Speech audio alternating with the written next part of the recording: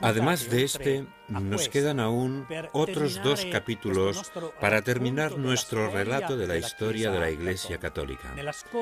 En el capítulo anterior hemos visto cómo nacían y arraigaban dentro de Europa las monarquías absolutistas. Pero a la vez hemos visto cómo surge en la Iglesia Católica un nuevo espíritu misionero. En el año 1622, el Papa Gregorio XV había fundado la Congregación de Propaganda Fide como instrumento para llevar el Evangelio a las nuevas poblaciones que los descubrimientos habían mostrado al mundo. Y como sucede siempre en la Iglesia, los misioneros se encuentran con grandes dificultades al enfrentarse, por ejemplo, con la política de los conquistadores. Y tanto en Europa como en las tierras recién descubiertas, quien lleva siempre las de perder son las personas más débiles, los más pobres, que son cada vez más marginados. En Europa, gracias a la obra de un sacerdote francés llamado Vicente de Paúl, toma forma la nueva evangelización de estos desheredados. San Vicente de Paúl funda la Congregación de los Lazaristas, con la que quiere llevar la nueva del Evangelio de Jesús a los pobres de Europa. Pero la gran novedad es la fundación de una congregación de religiosas que tendrá un espíritu completamente diferente desde las congregaciones femeninas conocidas hasta el momento. Es la primera aparición de lo que podríamos denominar como religiosas activas, religiosas que están en medio de la gente. Vosotras, les escribe San Vicente a las monjas, tenéis como monasterio las casas de los enfermos y aquella en la que reside la superiora. Vuestra celda es una habitación alquilada, vuestra capilla, la iglesia parroquial, vuestro claustro son las calles de la ciudad. Vuestra clausura es la obediencia, la reja el temor de Dios y vuestro velo es la santa modestia. Es una revolución increíble, pero siempre dentro de la senda de la caridad, del amor. Hombres y mujeres dispuestos a dar testimonio del camino de amor, de un evangelio sencillo y de su adhesión a la persona de Jesús. San Vicente logró la aprobación de una organización de mujeres laicas fuera de la clausura y al servicio del prójimo. Estas son las hijas de la caridad, que han alcanzado gran difusión por todo el mundo. Hoy en día son unas 20.000, aunque en los tiempos del tercer centenario de San Vicente, en 1960, cuando yo conocía esta figura extraordinaria, se decía que las monjas eran 44 o 45.000. Era la comunidad más difundida por todo el mundo, y no eran monjas. Las hijas de la caridad son personas que no hacen ni siquiera los votos, profesan votos secretos anualmente. Solo la primera vez pueden pronunciar la fórmula de consagración fuerte, pero en la fórmula de consagración se hacen votos para un año, de pobreza, castidad y obediencia, según las constituciones y los estatutos que son propuestos. En el siglo XVIII, como se puede ver en este mapa, los cristianos han llegado prácticamente a todas partes, aunque divididos. Los católicos están en Italia, España, Polonia, Austria, Bohemia, Países Bajos, Alemania del Sur e Irlanda.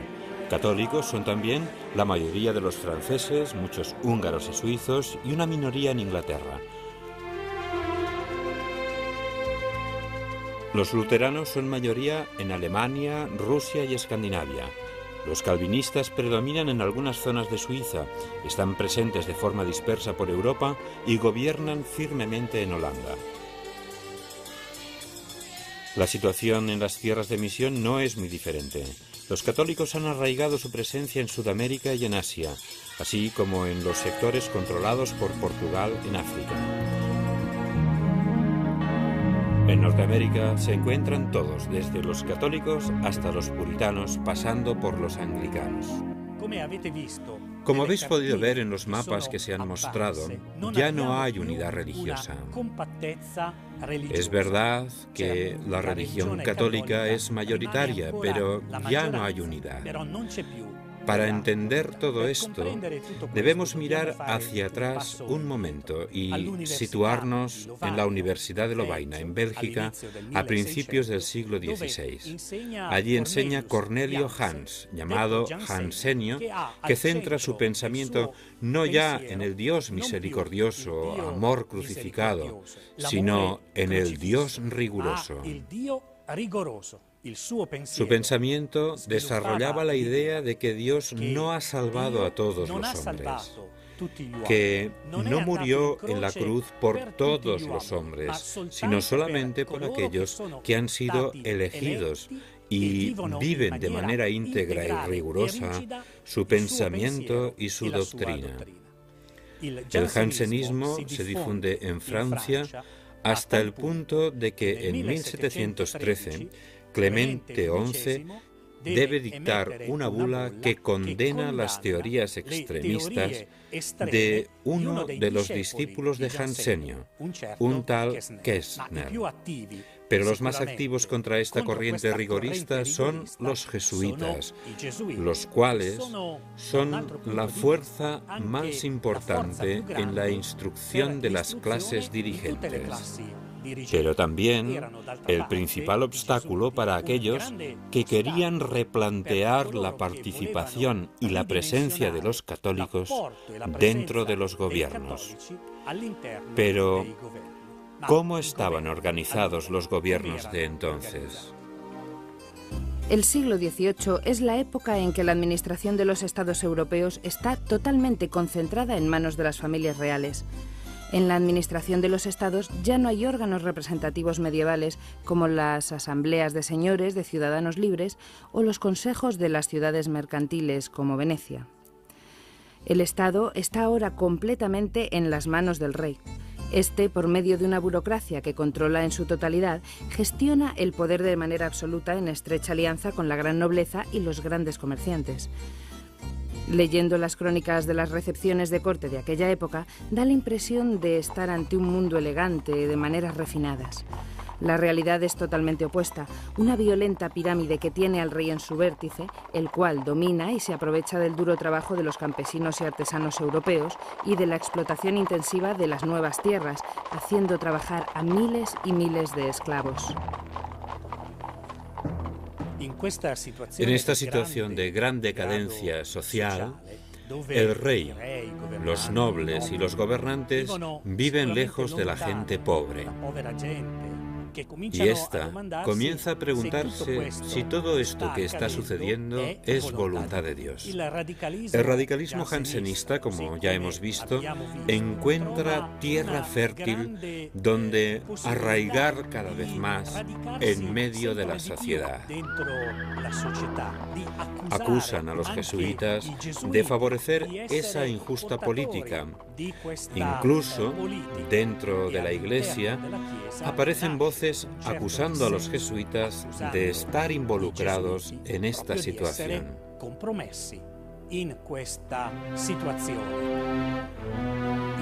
En este clima surge la pregunta sobre cuál es el verdadero cristianismo. Ante las divisiones que existen entre los cristianos, intelectuales, filósofos y escritores comienzan a pensar que existe un camino sin Dios. Afirman que la misma Iglesia ha sido superada por los hechos, que no tiene ya nada más que decir. La búsqueda de Dios es un asunto puramente humano. Empieza y termina en la razón, y en ella encuentra sus reglas y modelos a imitar. La Iglesia Católica, los cristianos, los creyentes deben enfrentarse a este nuevo pensamiento que es la Ilustración. La época ilustrada no ha terminado aún. Es un fenómeno de aceleración de las iniciativas laicistas en la educación que ya habían comenzado a principios del siglo XVI, sobre todo con la Reforma luterana. ¿Qué queda de aquella ilustración francesa de Rousseau y Voltaire? Pues sobre todo el aspecto polémico, no el aspecto constructivo. Voltaire no es antirreligioso, es anticatólico de manera visceral, sobre todo por lo que representaban antes de la Revolución Francesa el alto clero y el vínculo de la Iglesia católica con el Ancien Régime. Estamos en 1740. Ha sido elegido Papa Benedicto XIV, el cual reintrodujo el rito del lavatorio de pies en la misa del Jueves Santo y revisó el calendario de fiestas religiosas obligatorias. Intentó abrir el diálogo con el mundo de la filosofía ilustrada, escribiendo él mismo a Voltaire. Mientras tanto, crece cada vez más la hostilidad hacia los jesuitas, sobre todo entre los círculos de los ilustrados. Esta hostilidad nace fundamentalmente del hecho de que los jesuitas obedecían solo al Papa y a sus propios superiores. Ahora el pontífice es Clemente XIV. Durante su pontificado se alzan voces que presionan procedentes de los diferentes gobiernos europeos como Portugal, España y el Reino de Nápoles, o los ducados de Parma y Piacenza, solicitando que se silencie a los jesuitas. Las presiones son tales que Clemente XIV se ve obligado a suprimir en 1773 la Compañía de Jesús.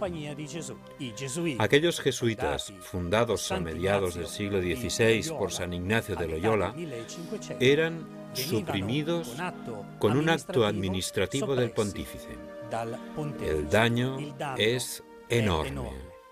Las escuelas, universidades, centros de formación y reunión de jóvenes son cerrados.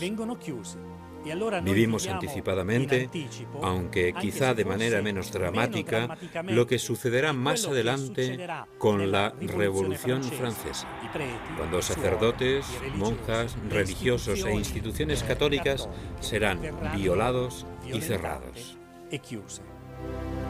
En el año 1776, las 13 colonias inglesas de Norteamérica declaran su independencia de Inglaterra. El acto por medio del cual nacen los Estados Unidos de América es también la primera formulación de los derechos del hombre. Desde aquel momento, la pequeña comunidad católica y los irlandeses que habían emigrado allí son reconocidos con los mismos derechos y dignidad que las demás religiones. Es el 6 de noviembre de 1789. John Carroll es nombrado primer obispo de los Estados Unidos de América en la diócesis de Baltimore, donde la presencia católica era más numerosa. La capacidad de gestión de este obispo, que había sido uno de los padres fundadores del nuevo estado, obtuvo sus frutos. Cuando el obispo John Carroll murió en 1815, los católicos eran ya 150.000, los sacerdotes 100 y 4 las sedes episcopales. Algo muy diferente sucedió en Francia con la Revolución Francesa. La Declaración de los Derechos del Hombre significó para la Iglesia Católica una auténtica matanza indiscriminada de sacerdotes, monjes y monjas, conventos e iglesias profanadas y quemadas. Las guillotinas cortaban la cabeza de todo aquel que fuera considerado antirrevolucionario. La descristianización de Francia se había convertido en uno de los objetivos del terror, que culminará el 2 de mayo de 1794 con un decreto de Robespierre que introducía por ley el culto al Ser Supremo, concebido como una especie de religión oficial del Estado. Este es el último acto de una guerra con la que creían haber destruido y fragmentado a la Iglesia. Así pensaban y esperaban, pero la sangre de miles de inocentes no fue vertida inútilmente. Entre todos estos episodios, no podemos dejar de recordar a un grupo de monjas carmelitas, guillotinadas mientras invocaban, cantando, la presencia del Espíritu para que la Iglesia de Jesús volviera a florecer en las tierras de Francia.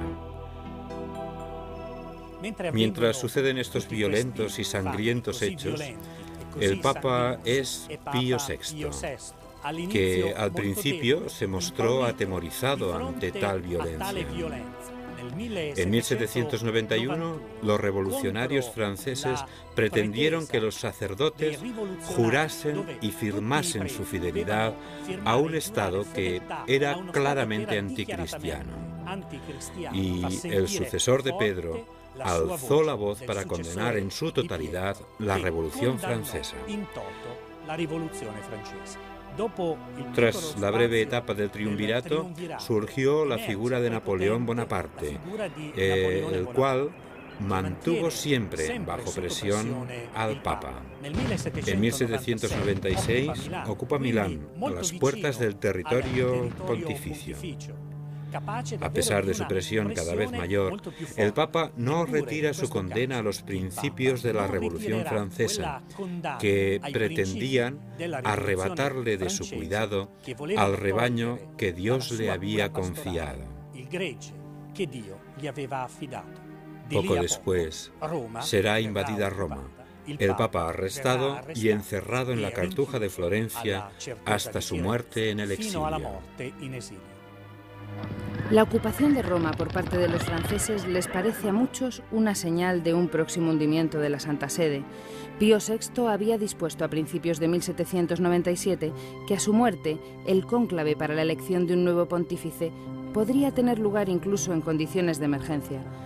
Así, en Venecia, bajo la protección austriaca, en 1800 es elegido Papa Pío VII. Este, junto a su fiel secretario de Estado, el cardenal Ercole Consalvi, vuelve a Roma con Napoleón Bonaparte. El 16 de julio de 1806 firma el concordato que reconoce en Francia al catolicismo como la religión de la mayoría del pueblo francés. Las relaciones entre los pontífices y Napoleón degeneran. Ahora es el Papa Pío VII quien se ve obligado a presenciar la autocoronación de Napoleón en París. Es el 2 de diciembre de 1804. No habían pasado ni siquiera 4 años, el 2 de febrero de 1808, cuando Napoleón y su ejército entran en Roma, ocupan el Estado Pontificio y vuelven a encarcelar de nuevo al Papa. El 10 de junio de ese mismo año, 1808, Pío VII excomulga a Napoleón Bonaparte. Entonces, el Papa es arrestado y conducido hacia Francia, siendo alojado de manera provisional en Savona. Todavía hubo que sufrir bastantes años de violencia. El Papa estaba prisionero cuando Napoleón fue derrotado definitivamente en Waterloo en 1815. El sucesivo Congreso de Viena restableció el Estado Pontificio en las fronteras que tenía antes de la anexión y conquista por parte del ejército napoleónico. En el nuevo clima que se crea, Pío VII entra en conversaciones con muchos gobiernos de Europa para buscar la posibilidad de un nuevo empuje misionero.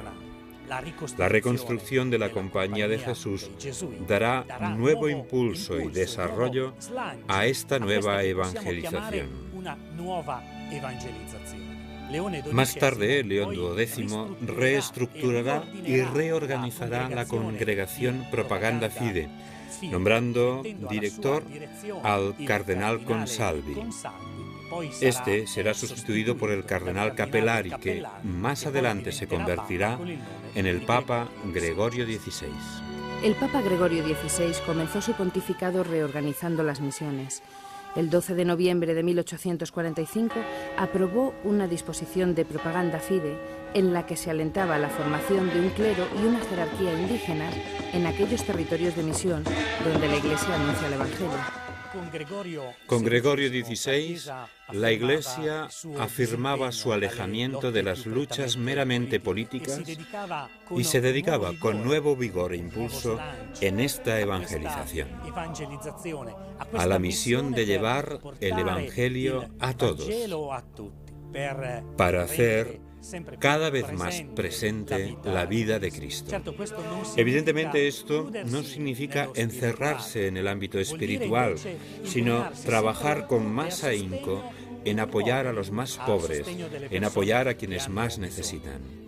Aquí podemos ver el nacimiento de lo que luego será el desarrollo de la doctrina social de la Iglesia, de los principios que deben guiar a una sociedad. Los principios que deben estar en la base de una sociedad que vea en el hombre a la persona, un hombre cada vez más individuo con sus derechos y deberes. En la Revolución Americana, fundada precisamente en la Declaración de los Derechos del Hombre, surgirá una federación de estados democráticos. En Europa hará falta más tiempo. Las guillotinas, los campos de concentración, la violencia, los gulag, se irán sucediendo todavía en nuestra Europa, prácticamente hasta ayer. Al final de nuestra historia de la Iglesia Católica, del cual nos separan solo 2 capítulos, vemos que aquellos que profetizaban el final del catolicismo, el final del cristianismo, el final de las creencias, han recibido una respuesta completamente diferente por parte de la historia.